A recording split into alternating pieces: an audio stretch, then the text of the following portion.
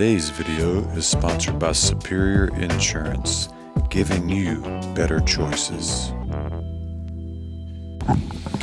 All right, welcome to the Built by Vitality podcast. A little late to the show, Philip.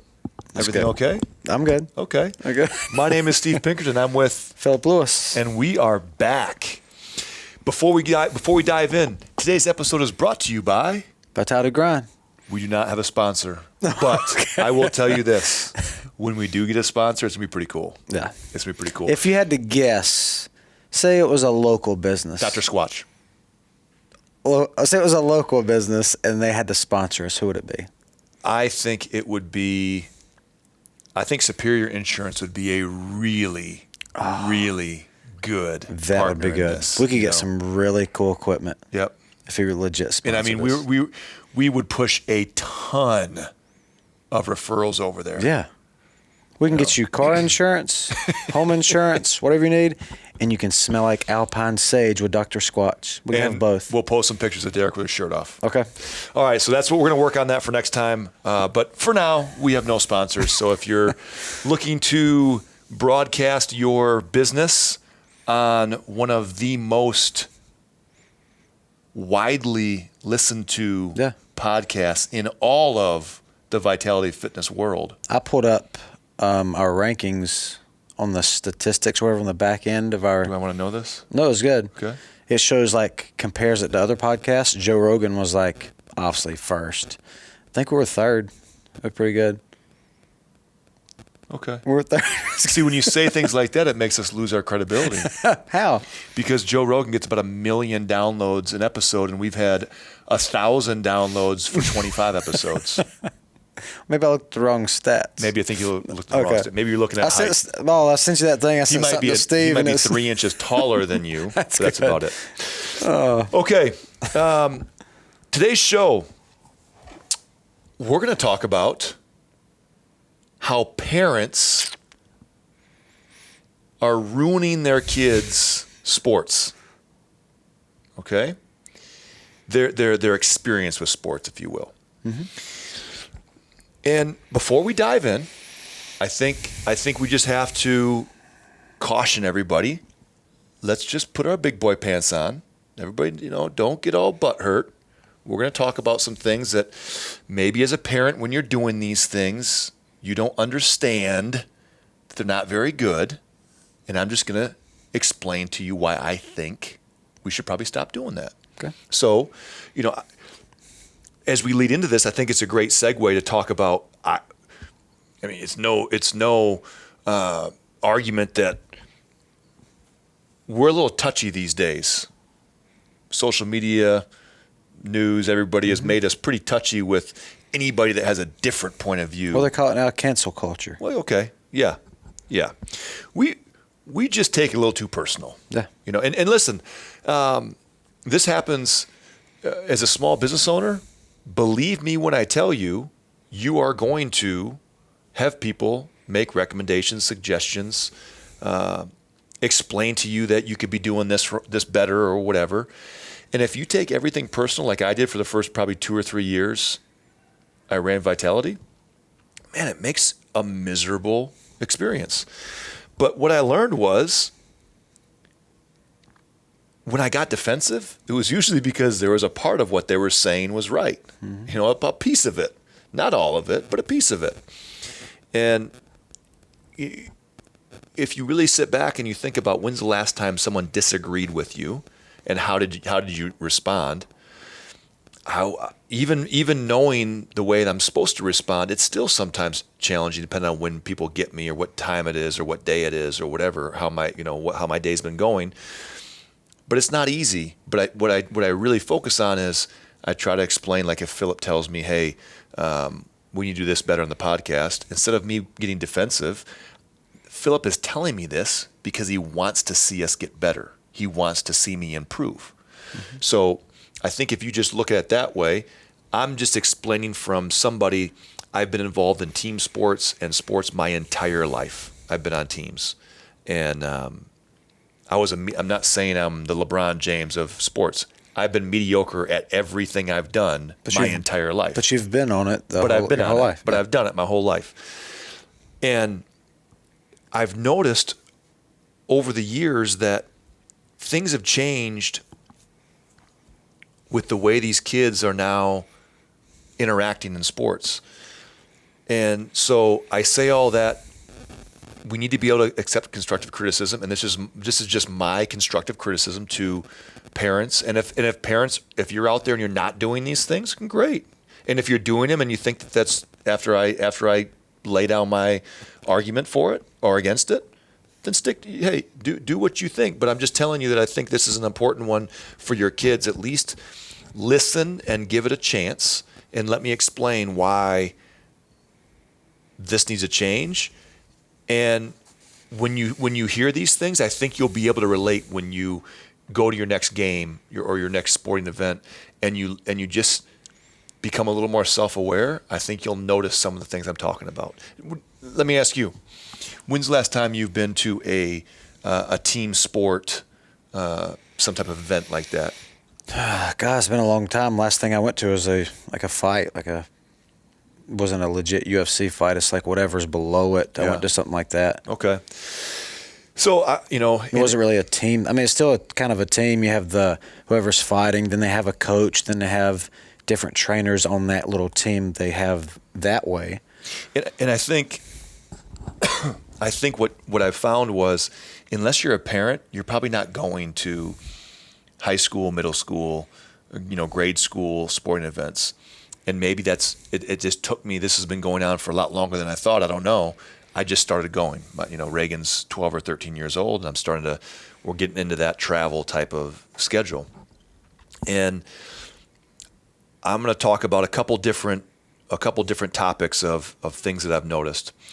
The first one, and no important order, they're all, to me, equally important. Kids are no longer being taught how to lose. And I say that meaning that nobody should be okay with losing. However, we need to learn at a young age how to accept that and how to be a gracious loser. Because if we can't be a gracious loser, we're not going to be able to have any grace when we win. And those are two things that go with humility when we win and being able to handle when things don't go our way. And I keep thinking of Nate when you bring this up. Why? Because when we play spike ball, how upset he gets when we lose. And I'm like, Nate, it's okay. As long as both teams had fun. He's like, Philip, I want to win.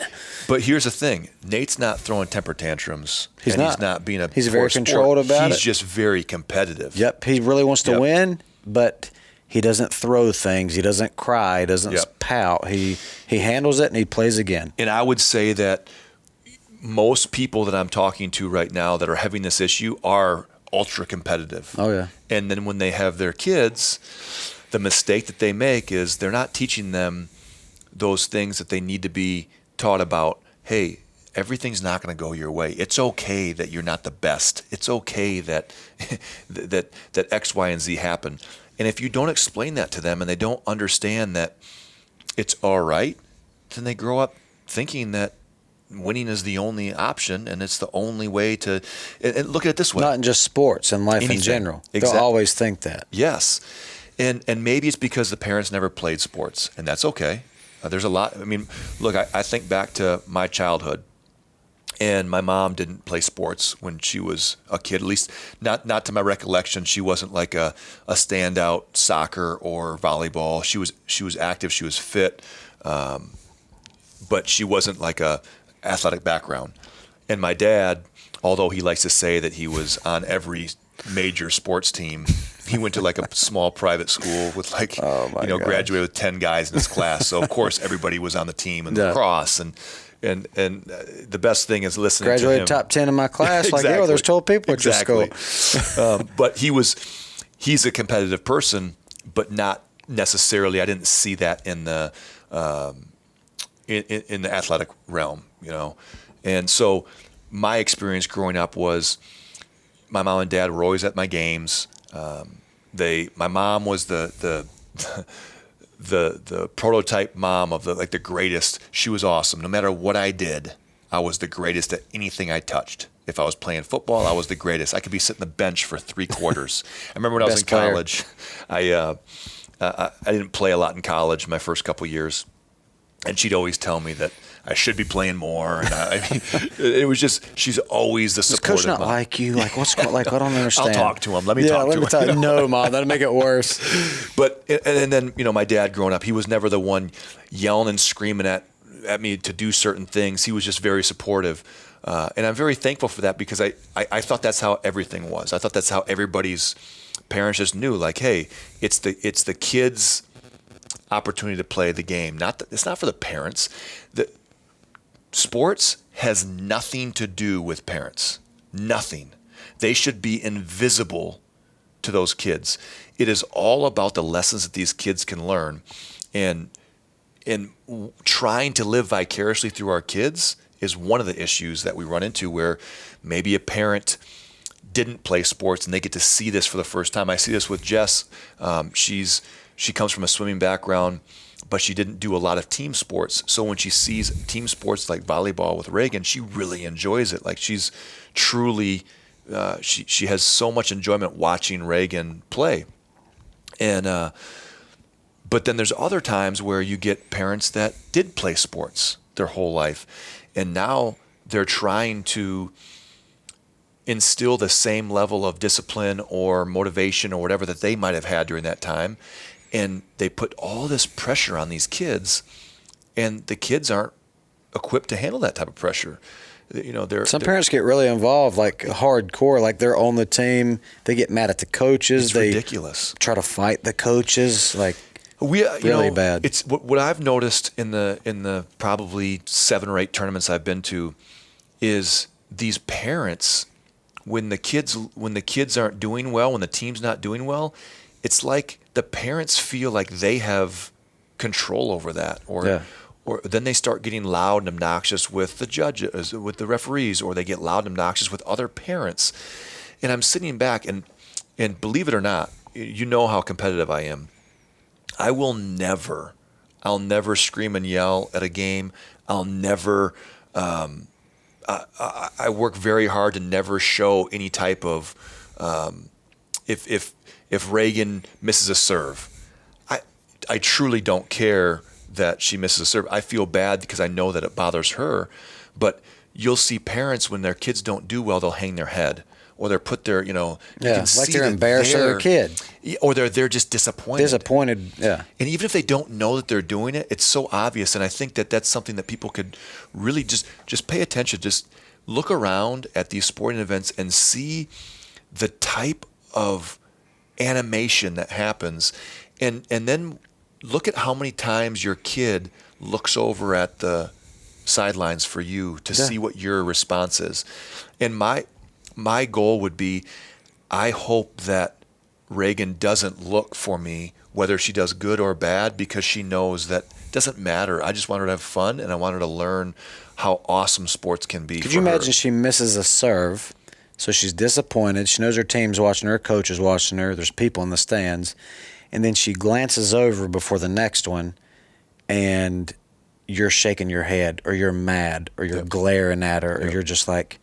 Or I'm trying to coach her up, like... Yeah. Don't miss that again. Like, what are you doing? Like, and you're just... Yeah. And there's people That's out there gotta be saying... a bad feeling. There's people that are saying, oh, that doesn't happen. Well, I'm telling you, it does. It does. I'm telling you that's the majority of people that I see on a daily basis. And here's the thing. It's ridiculous to me because there's a coach for a reason. And if I'm in a CrossFit class and Philip's my coach, I'm looking for my coach to have input in for what I'm doing. I don't need 14 other people telling me what to do, because I can barely understand what the cues are and how to get my body to move in that right direction, because I got all this stuff going on in my head. Imagine if you had 12 people all yelling at you, and I'm getting ready to snatch, and there's 12 different people screaming in my ear, different things. Do this. No, your feet. No, it's your hands. It's your shoulder. I'm not going to know what's going on. Well, that's what these kids deal with every single day. And, and they wonder why, when some of these teams lose, the amount of tears that are coming, I mean, it's doggone waterworks. Yeah. And I'm wondering, I get it. Look, everybody wants to win, but if you are in a 12 and 13-year-old volleyball travel tournament and we can't handle a loss now, what are we setting ourselves up for in the future? Not just in sports, in life in general. Yeah. That and that's on parents to help those kids understand that it's okay. You learn more from losing than you do from winning. That's just the way it is. And if people You're at a don't job when you get older. Like, what if me and you's competing for the same promotion or something? We both filled out a internal application. We've both been there the same amount of time, whatever, and you beat me. And I grew up with what we're talking about, and I'm like, I didn't win, and I freak out. I yell at my boss. I complain to everybody. I'm just like, but you don't do that. And this is the product of the society we live in now, where everybody's a winner. Everybody gets a trophy. No, you don't.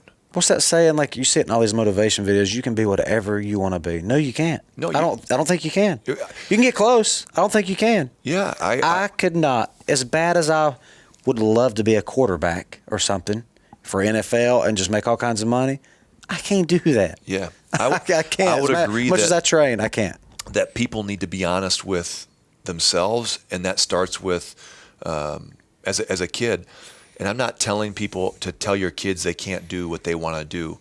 I'm saying that there's a chance you might not be able to. Put that in there. Yeah, there's a chance that you're going to lose, and it's okay. No. There's a chance that you come in 5th place in the losers bracket, and you know what? You don't need the trophy that you hang around your neck, that little dumb thing that they all get trophies now. If I come in last, I don't want the trophy. I don't care. I didn't. It's just what we're reinforcing to these kids is that you're reinforcing that it's never okay to walk away with nothing. And you know what? Whatever happened to your coach saying, hey, as long as you did everything you could, as long as you played as hard as you could, that's all that matters. And we're not teaching that anymore. Mm-hmm. Now you see kids, when they lose, they're crying.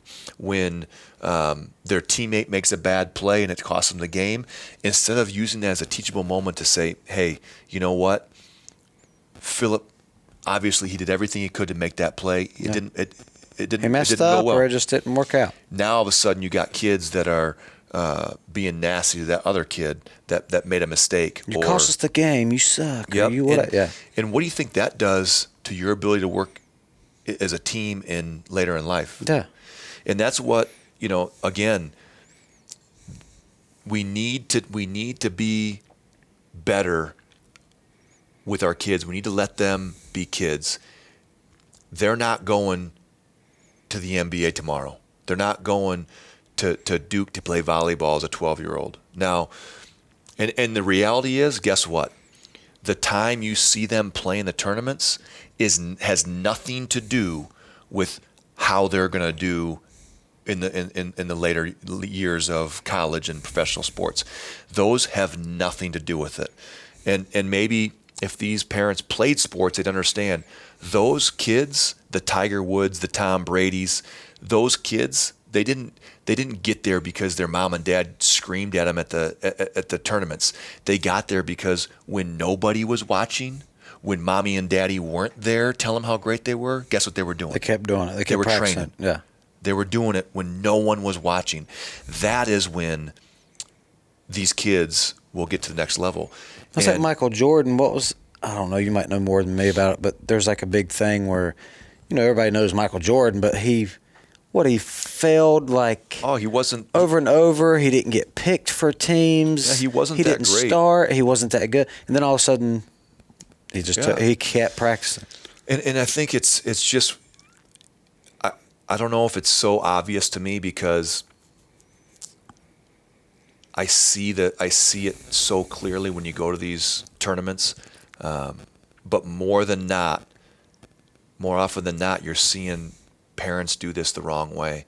And you're not doing your kid any favors. So don't tell me, the argument back is not, well, I just love my kid and I'm supporting them. Okay.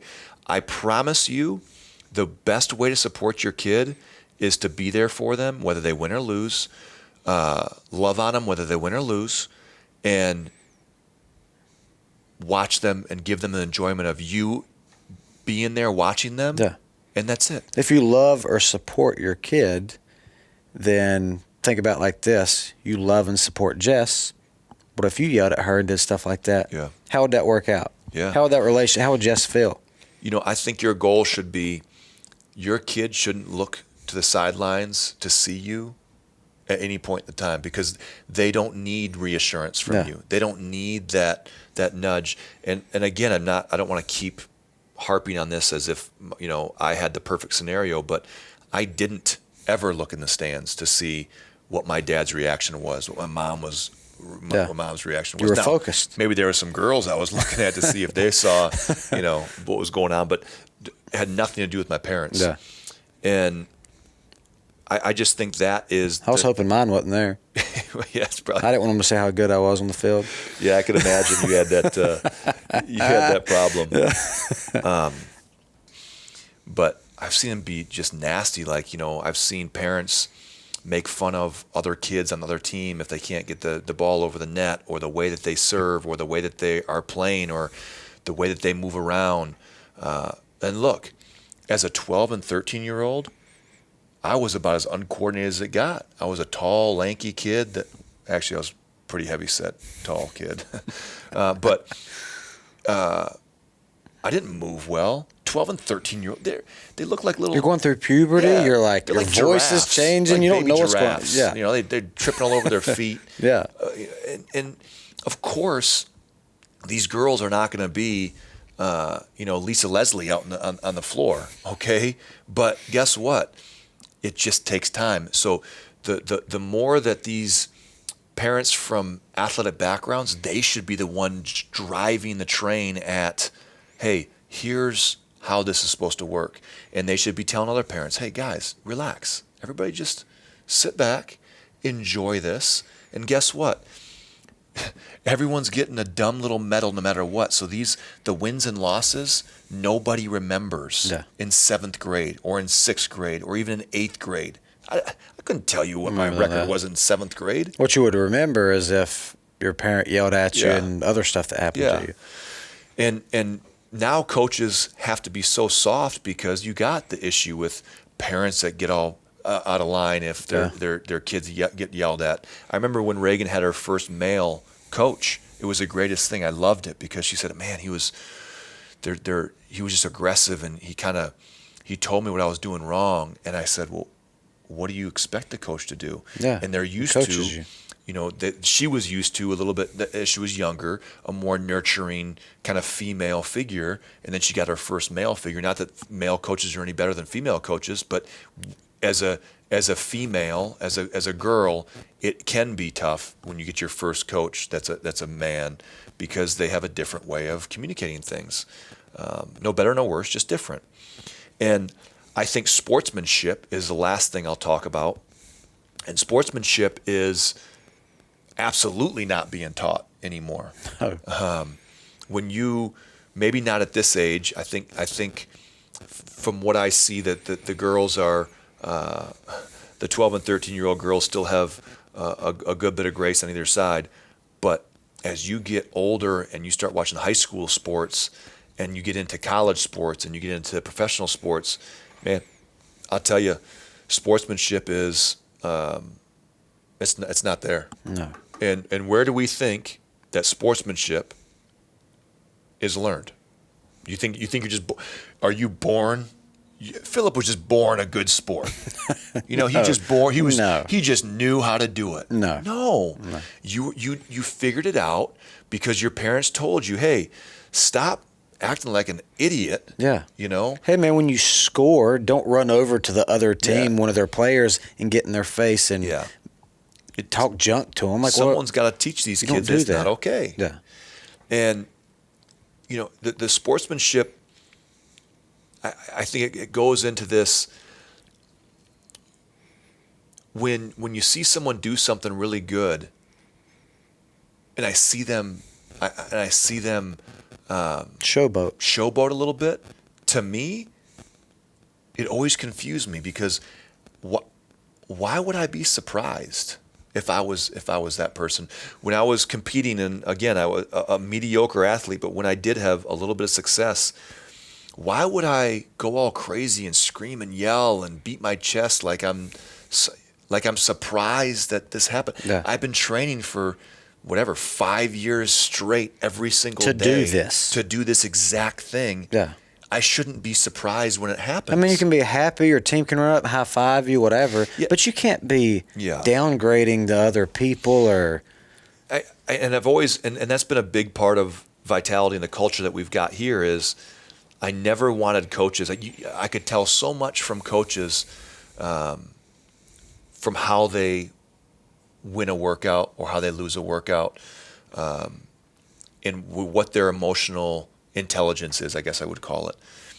And that goes in any sport. When I see somebody play a sport, any game, I just feel like I can relate and understand the emotional intelligence of that team or those athletes. And as coaches, when I bring them in and we train a lot together, when I bring someone new on board, I want to see are they someone that immediately will come in and start running their mouth like right away before they've built up any type of rapport with the other team. And look, all of us, it's a different when we work out because we know each other so well. We'll poke and jab, but imagine you own a business like, I don't know, an IT business. Imagine if the interview process was flipped. I didn't call you in to sit down and do an interview suit and tie and just look at your background. I said, hey man, why don't you meet me at my house? I got a basketball court. You meet me you like basketball? We go play. We'll play some one-on-one. I got some buddies. You play a team sport and see how they are. See if they're showboat and see if they're sore losers. See if you can get a lot from them from that as opposed to just sitting there and looking at, oh, he's got a degree. I've said it from day one, and I'll argue this for as long as I'm alive. I will never put as much stock into what's on a piece of paper that shows, oh, well, I sat through a 10-day course and they gave me this certificate of completion. Versus, you know what? I want to come in here and I want to put you in an uncomfortable situation, something that you're not familiar with, and I'm going to put you in a team environment and have you work out with 4 or 5 other people. And then we're going to find out everything I need to know about you. I don't care how you finish. That's a totally different interview. You do I that. care about how you count your reps. I care about how you treat other people. Mm-hmm. I care about how hard you are willing to work, how much you want to listen. And then when the workout's over, what is your response? Are you immediately coming up with excuses? Because what do you think these kids say? As soon as something doesn't go their way, they've got 10 excuses as why it happened and why it wasn't their fault. And that, again, it comes down to parents. It comes down to parents putting them in those situations. I think sports are the greatest thing, the greatest teacher in all of our society is sports. And again, I don't care how good you are at those sports. I just think that kids need to play, they need to have fun, and they need to be surrounded by supportive parents that are there for one reason and one reason only, to watch their kids have fun. So when you're at your next event, I don't care how competitive you are, because here's the bottom line. You're not as competitive as me. I'm telling you right now. If you're a really competitive person, you're not going to think somebody else is more competitive than you. Like, that's what it is. You'll never win that. And I know, ever. And I know that I'm the most competitive person you're going to run into. You'll never. That's what I'm saying. So if I can do this, if I can take a step back and say, you know what, I'm only here for Reagan and Charlie to I'm have here as to much support fun her. as possible. Whatever happens. And if she asks me something, anybody can do it, because it's way harder for me, because I want her to have the same enjoyment that I got out of it. Sports were the greatest part. They still are. I still love on the inside, competing. You're like, God, I hope they blow the other team out. I hope. But if it doesn't, you don't.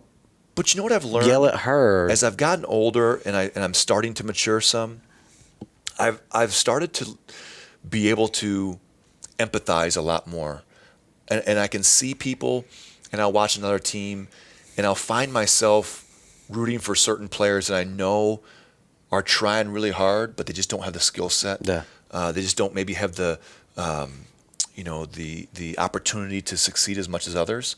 And I find myself rooting for them a little bit. Like Brent. That's messed up, man. But, and I think that the more empathy we can have, and empathy doesn't make us weak. Yeah. Being gracious doesn't make us weak. Makes you a decent human being. Yes. Yeah. And that's what we need these kids to understand. And, I find myself at kind of an interesting crossroads, because as much as I love going to these tournaments, man, the bigger these tournaments are, the more frustrated I get watching these parents and watching the interactions with the kids. And it's taking the fun out of it for me, because I see that, and I see what they're stealing and robbing from these kids. So that was what was on my brain today. And I don't think there wasn't any instance that kind of triggered this, other than I can see how much Reagan's changed in the last couple of years. With, she was kind of a sore loser back, when she first started being involved. Which, let me tell you something, every single kid is going to go through a period of time when they first start playing, when they realize, when that realization comes that there is a pecking order, and they're probably not going to be on top. Because the truth is, you are probably not 99% of the time, if you look at the ratios, you're not going to be the top 1%. It's a very small percentage of people that are up on the top of the mountain like that. So we better be okay with not being number one. I think when kids first start playing sports, say it's baseball or t-ball, whatever, you're really young, they start catching on to things. They're like, the game's over, and they look over and they see the other team. They're cheering, they're excited. The parents from that side are happy, good job, and they're just having a good time on that. And this side's complete opposite. If you got parents that are upset, kids are up, it's just like a virus going on over there. And then they start getting upset. But then when they get a couple years older, then, like you said, they'll start to realize, okay, well, I'm not going to win all the time. And if you got a parent, like you're saying, that's supportive and they're not whatever, it'll be easier for them. Yeah. There was I can't remember who the player was, but when the Chiefs lost to the Bucs in the Super Bowl, a couple of the Chiefs players had walked by and congratulated Tom Brady and some of the other guys, and congratulated Bruce Arians, but they stayed out in the field. And I thought that was so interesting, because they weren't crying, they weren't upset. And look, I'm not saying the guys that cry after the Super Bowl loss. Yeah. I'm not saying. There are times in your life where you're going to compete for something and you want it so bad that, look, you can't control. I get that. As a 12 and 13-year-old, you can't have that mindset. So that's not what I'm saying. But I noticed these players, or a couple of them, and what they were doing, in my mind, what I was thinking was, I would be taking a mental picture of what that celebration was, because when the off season came, I would want to play that through my head over and over again, knowing that they were 60 minutes away from them being on the other side of that coin, having that much elation and enjoyment, but they didn't. And I think that's what these kids, they can take that I guess, frustration with the loss and start to apply that as fuel for wanting to get better. I tell Reagan on Sundays we try and go for a cross-country run. It's about a 22-minute run, and we go through the woods behind our house. And the first couple times she hated it, and she whines and complains. And then she started playing better in volleyball. And it had nothing to do with the runs, but as she started to get better, she wanted to even get better. It's a addictive thing. Sports are an addictive thing. And once you taste a little bit of that success, it's amazing how quick your attitude changes to now all of a sudden, hey, when I get home from work, she's got the lacrosse stick and she's like, hey, can we pass? I'm like, in my head, I'm thinking, well, this is on the list of 100 things that I don't want to do right now. This is number one. Yeah. But you know what? I remember my dad, he'd come home from work and I'd want to go to the football.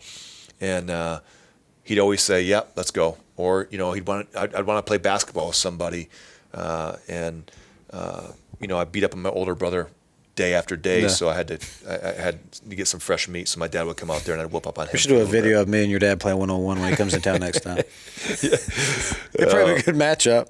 I'm not very good. Yeah. Capper's he's got a pretty dead-on shot.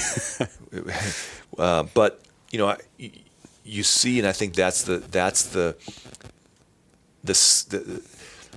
response that you're going to get is, if you're doing this right, your kids will want to be involved in these sports. Yeah. Now, let me tell you, when you're doing it wrong, you're going to find that you're dragging your kid to practice. You're dragging your kid to the tournament. They're not happy when they go. They're not happy when they come home. These kids are getting burnt out, and you see it more and more and more because the parents are driving the train and driving this. Instead of the kid being behind the wheel, it's the parents. Yeah. So pay attention and understand that it's a slippery slope to go down. And I remember my mom telling me when we first were pregnant with Reagan, she was a little bit concerned of how it would be because I was so competitive. If I had a boy, what would happen? If I had a girl that didn't want to play sports, what would happen? Well, look, I was totally fine with Reagan not playing sports until she was 10 or 11 years old.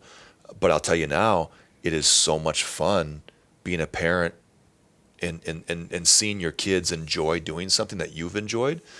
We just have to be better at setting the expectation that, you know what, it has nothing to do about me. And maybe you just need to say that to yourself as you're driving to the game, or when the kid goes out to play. Just remind yourself, this has nothing to do with me. It's not about me. It's not about anybody standing next to me. It's only about those kids out on the floor. And maybe that'll help. But I hope that there is some benefit that you got from this. I will tell you that this will be probably a recurring theme, and maybe it'll be something we revisit later on as Reagan gets older, and we'll get to see the next, I wouldn't call it the next generation, but Charlie's 7 or 8 years behind Reagan. So I think you'll be able to see, maybe there's some similarities, or hopefully there's some differences, and hopefully there's some parents that start to lead the charge and get the ship righted again, to where you're not seeing parents getting fights. You're not seeing parents get thrown out of sporting events. Yep. It's ridiculous. So we just need to do better than that. So with that, Philip is going to talk to Dr. Squatch, lock on our next sponsorship. Alpine Sage. I'm going to get LB to invoice Superior Insurance for a annual. I think I got his PNG logo. I'll just go ahead and put it on here. We'll put it on in advance. Thank you for Superior Insurance for appreciate sponsoring it, this. All Sorry, right, guys. Have a great rest of your day. I hope you enjoyed the podcast. Make sure to check us out on Built by Vitality iTunes and our YouTube channel, Vitality Fitness, with its own playlist. Yep. Pretty straightforward. Subscribe. All right, guys. See you.